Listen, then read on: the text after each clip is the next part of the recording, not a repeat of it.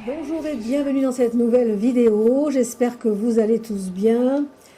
Je vous retrouve aujourd'hui car nous allons explorer la Ouija comme un pont sacré vers l'invisible. Cette vidéo n'est pas un jeu, elle est un guide pour créer une séance respectueuse, protégée et consciente. Nous utiliserons également un cristal pour amplifier la protection, la concentration et la clarté des messages. Je vais vous montrer comment purifier et préparer la planche et le cristal, comment également établir un vrai contact énergétique et comment refermer correctement la séance. Suivez-moi pas à pas pour découvrir les messages que l'invisible peut offrir dans le respect et la lumière.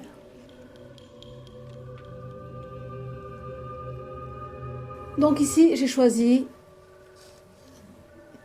un cristal d'améthyste, mais vous pouvez choisir aussi un cristal de roche. Donc nous allons purifier le cristal avec de la sauge. Vous pouvez prendre aussi du palo santo, ainsi que la planche.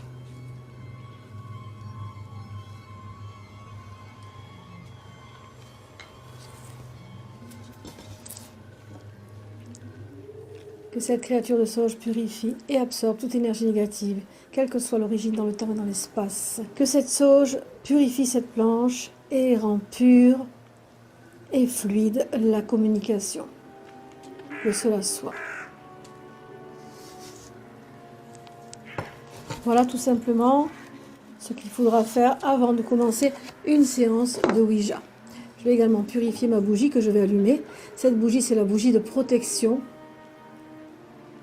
Donc la bougie tonnerre que vous pouvez retrouver à la boutique, celle-ci va être utilisée à chaque séance de connexion avec les esprits. Donc j'ai gravé sur cette bougie un mot de pouvoir, donc le mot Praesidium, qui signifie protection. Vous pouvez aussi graver le mot Custos, gardien.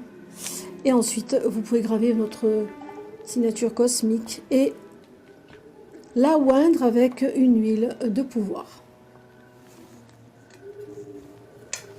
Une fois que vous avez purifié à la sauge la planche et le cristal, vous allez dire « Planche et cristal purifiés, lumière et clarté vous accompagnent, toute énergie ancienne s'éloigne. » De cette façon, cette purification prépare la planche et le cristal à recevoir des messages clairs et sûrs. Nous allons à présent allumer la bougie de protection. Et lorsque nous allons allumer la bougie de protection pour cette séance, nous allons dire « J'allume cette bougie en l'honneur des esprits élevés, qu'ils protègent cette séance. » Et nous allons dire le mot de pouvoir inscrit sur la bougie 3 fois. Praesidium, Praesidium, Praesidium.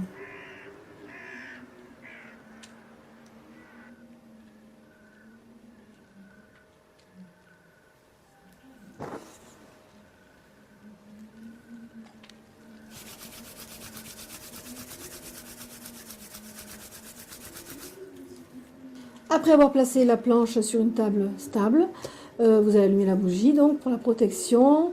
Vous pourrez également allumer un encens purificateur, donc la sauge ici. Nous avons déjà purifié.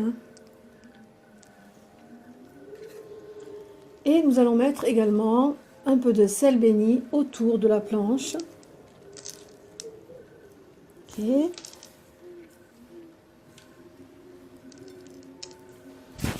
Une fois que vous avez purifié, allumez votre bougie. Donc vous allez prendre votre cristal dans votre main gauche ou droite. Et donc vous allez pouvoir dire à toute énergie bienveillante qui souhaite se manifester, approche avec respect et lumière. Si tu veux communiquer, fais-toi sentir maintenant. Vous allez rester comme ça en méditation, en attendant un signe par exemple. Parce qu'il faut le temps pour que l'énergie vienne à vous, pour que l'esprit souhaite se manifester, pour que vous soyez en vibration avec l'esprit, que vous soyez en fréquence avec l'esprit, parce qu'il faut vibrer à la même fréquence qu'un esprit, disons. Hein, surtout quand on demande vraiment une connexion avec un esprit lumineux. D'accord ? Ensuite, nous allons mettre nos deux mains sur la goutte sans forcer, surtout ne jamais forcer. Et nous pouvons dire: veux-tu me donner un signe de ta présence? Et ensuite, vous allez patienter, vous allez essayer de vous connecter. Je vais vous donner quelques informations sur les signes que vous pouvez ressentir lorsque vous vous connectez avec une planche Ouija. D'accord? Donc, vous pouvez dire cela et patienter et ressentir, surtout, avant. Il faut que vous soyez sur la même fréquence qu'un esprit qui est dans le monde spirituel. C'est ça l'important. Il faut vibrer à la même fréquence pour pouvoir établir la connexion. D'accord? Alors normalement, vous patientez et puis vous pouvez demander aussi, par exemple à l'esprit, quelle lettre symbolise ton message? Ou as-tu un conseil ou un message à partager aujourd'hui, par exemple? Hein? Toujours être très poli, très courtois, ne jamais forcer. Donc vous allez mettre vos deux mains ici. Donc si elle ne bouge pas, vous pouvez, disons, activer un petit peu avec vos doigts, sans influencer le mouvement, d'accord? Et donc, vous pouvez noter ensuite les lettres ou les mouvements. Observez vos sensations physiques, si vous avez des frissons, de la chaleur, de la pression. Respectez le temps et le rythme. Et posez une question à la fois, puis attendez calmement la réponse. Une fois que vous avez terminé votre séance, vous avez tout noté sur un papier, tout ce que l'on vous a dit, transmis, vous allez donc prendre votre goutte et la diriger vers le goodbye. C'est très important de refermer la séance de cette manière. Et vous allez dire: l'énergie a parlé, le voile s'est entrouvert, et maintenant, avec respect, je referme doucement ce passage. Esprit qui t'est manifesté, je te remercie pour ta présence, pour les symboles et le souffle que tu as laissé traverser cet espace. Il est temps de retourner là d'où tu viens, dans ta lumière et ton repos. Va en paix, sans retour forcé. Je ferme la porte entre nos mondes, par ma volonté, par mon souffle et par le cercle de lumière qui m'entoure. Que tout se dissolve, se purifie et reprenne sa juste place. Ce qui m'a suivi se détache, ce qui a observé s'éloigne, ce qui a murmuré se tait. Goodbye. La séance est close. La frontière se referme comme un lac qui retrouve son calme. Tout redevient silence, silence sacré, silence protecteur. Ici, je suis souveraine et gardienne. Tout est refermé, que la paix demeure. Et vous allez souffler sur la bougie. Après la séance, il est essentiel de purifier à nouveau la planche et le cristal. Passez de la fumée de sauge sur toute la surface pour dissiper toute énergie résiduelle. Et vous allez dire à haute voix: planche et cristal purifiés, vous êtes libre de toute énergie passée. Et ensuite, vous pourrez ranger la planche et le cristal dans un endroit sûr. Cette étape garantit que votre prochaine séance sera claire et protégée. Alors, je vais répondre à certaines questions qui me sont souvent posées. Cette question qui est: peut-on pratiquer seul ou accompagné? Alors, voici les règles essentielles. Alors, peut-on pas pratiquer seul? Oui, mais ce n'est pas la méthode idéale. Pratiquer seul demande une excellente capacité de concentration, une forte stabilité émotionnelle, une protection irréprochable, une intention claire et pure. Lorsque vous êtes seul, votre énergie porte toute la séance. Vous devenez à la fois l'encre, l'antenne et le canal. Cela peut être plus intense, plus direct, mais aussi plus fatigant et plus sensible aux interférences. Alors oui, vous pouvez pratiquer seul uniquement si vous vous sentez parfaitement centré et toujours avec un rituel de protection solide comme celui que nous avons préparé. Alors, peut-on pratiquer accompagné? Oui, et c'est même la méthode la plus courante. Être plusieurs offre 3 avantages. Le partage d'énergie. Les énergies se combinent, facilitant le contact et la stabilité. S'il arrive quelque chose, disons émotion, fatigue, malaise, quelqu'un peut prendre le relais.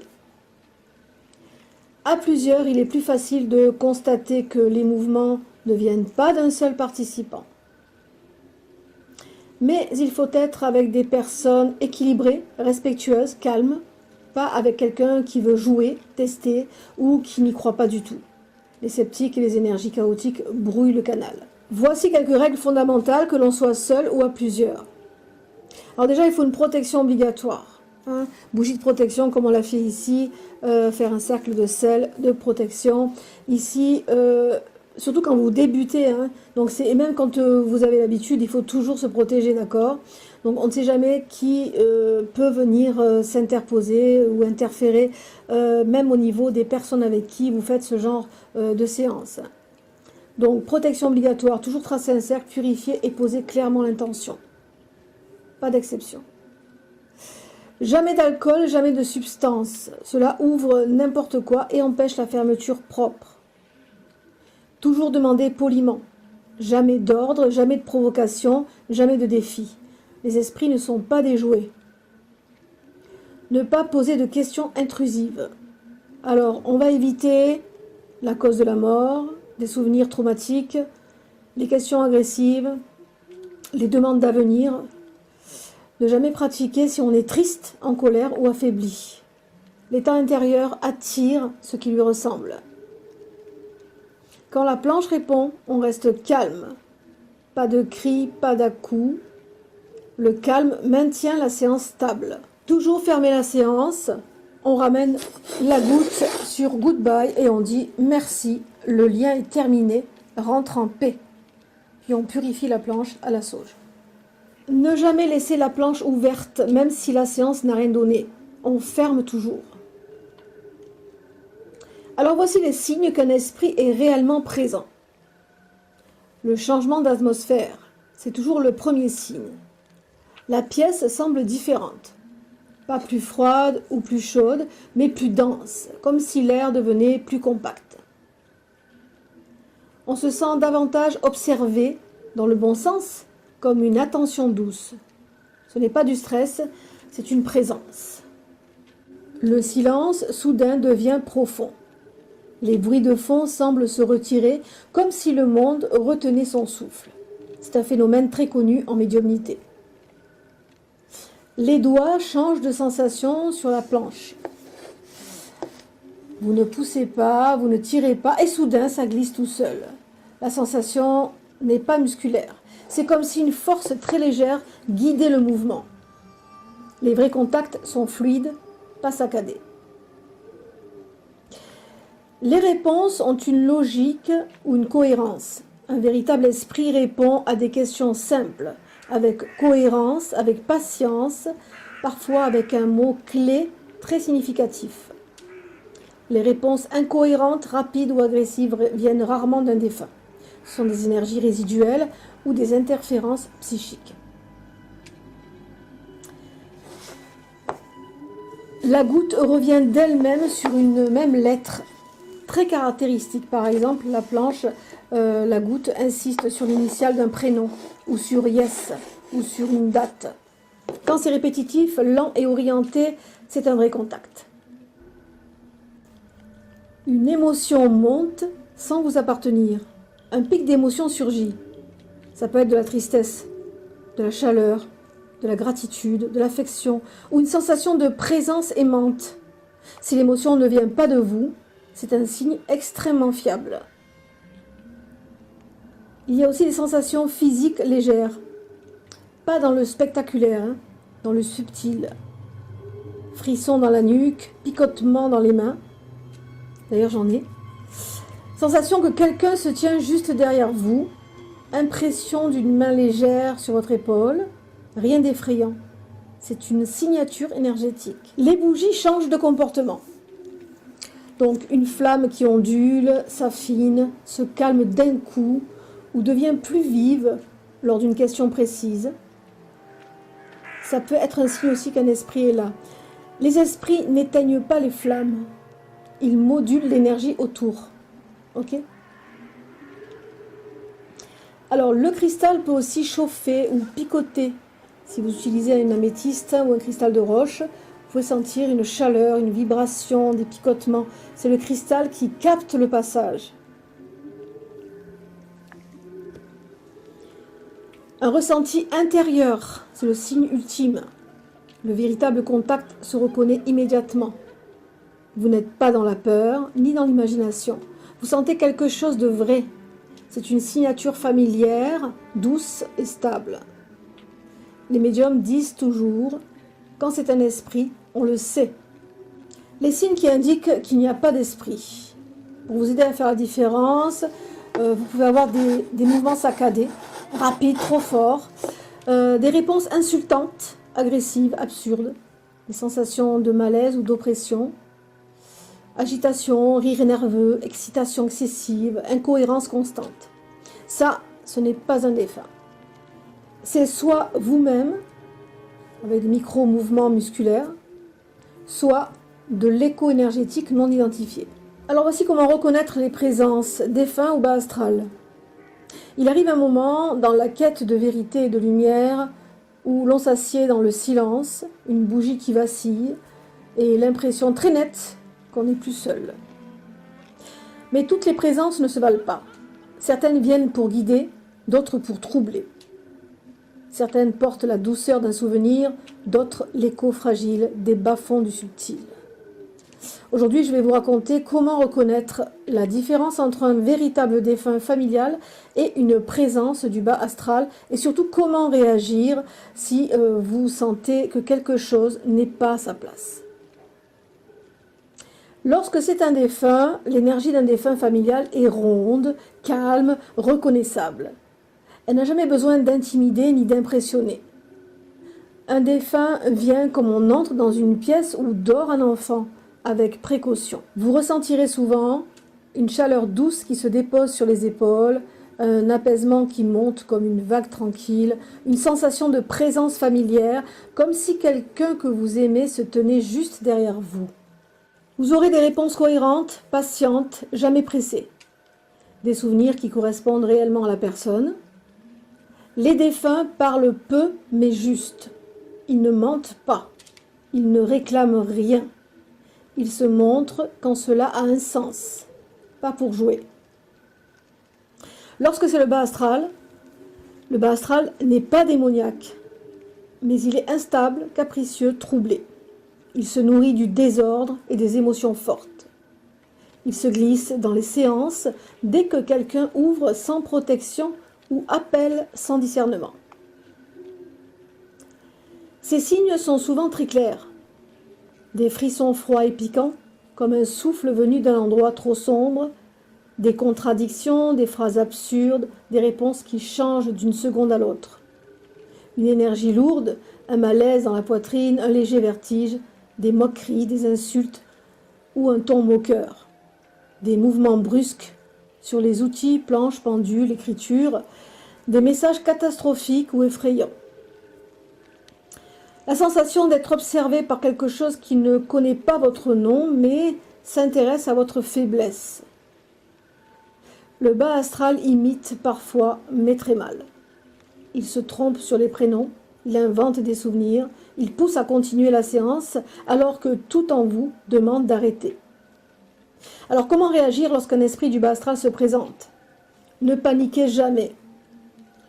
Le bas astral se nourrit de la panique. Restez ancré, même si votre cœur bat un peu plus fort, voici ce que vous devez faire. Stoppez immédiatement la discussion. Ne posez plus de questions. Ne répondez pas. Ne négociez jamais. Fermez la séance proprement. Dites simplement à voix claire.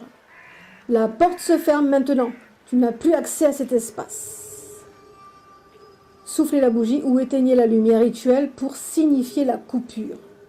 Purifiez la pièce avec de la sauge, du camphre ou un encens qui vous ressemble. Buvez de l'eau, touchez le sol, revenez à votre corps. L'ancrage est votre armure la plus solide. Les présences du bas astral sont comme le brouillard, elles s'accrochent si vous les craignez. mais disparaissent dès que vous les ignorez avec fermeté. Un dernier mot pour ceux qui cherchent. Savoir distinguer la lumière de l'ombre ne sert pas à vous effrayer, mais à vous apprendre à marcher avec discernement. Dans cette quête, rappelez-vous, les présences élevées ne brusquent pas. Les bas-fonds ne savent faire que cela. Ouvrez la porte avec sagesse. Et chaque fois, refermez-la derrière vous. Avant de terminer cette séance, je veux partager avec vous la façon la plus respectueuse et la plus sûre d'appeler un défunt. Beaucoup pensent qu'il suffit d'invoquer un nom, mais en vérité, il faut créer un chemin, un espace clair et une intention juste. Si vous souhaitez établir un contact avec une personne précise, placez simplement sa photo au centre de la planche, pas comme une contrainte, mais comme une lanterne. Une lumière qui dit « C'est à toi que je pense, si ton esprit est paisible, et si tu le désires, tu peux t'approcher. » Jamais d'ordre, jamais d'obligation. On n'appelle pas un défunt comme on appelle un vivant. On lui ouvre une porte et on le laisse libre de venir ou non. Quand vous posez vos doigts sur la planche, respirez doucement et dites le nom du défunt. Si ton âme est en paix et si ton intention est pure, tu es bienvenu dans cet espace. Je ne te retiens pas, je ne t'impose rien, je t'écoute, c'est tout. Aucune force, juste un lien, un accord, un pont entre deux mondes. Si quelque chose se passe, respectez-le. Si rien ne se passe, respectez-le aussi. Les esprits ne sont pas des outils, ce sont des consciences. Ils répondent uniquement quand le moment est juste. Et souvenez-vous, la photo n'est pas une garantie, c'est un repère, un point d'ancrage énergétique, une manière d'orienter votre intention sans perturber les autres présences. Une fois l'échange terminé, ramenez toujours la goutte vers le goodbye et dites « Merci pour ce lien, je referme maintenant, va en paix ». Cette étape protège, coupe le cordon et remet chacun à sa place. Voilà pour cette vidéo, la séance touche à sa fin. J'espère que cette exploration vous a apporté non seulement des réponses, mais aussi une compréhension plus profonde de ce qu'est réellement un contact spirituel.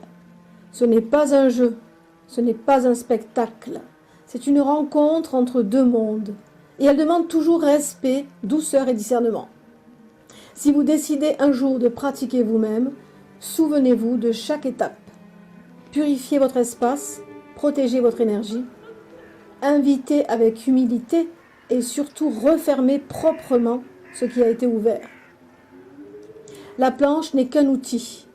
La véritable porte, c'est vous. Votre intention, votre vibration, votre présence.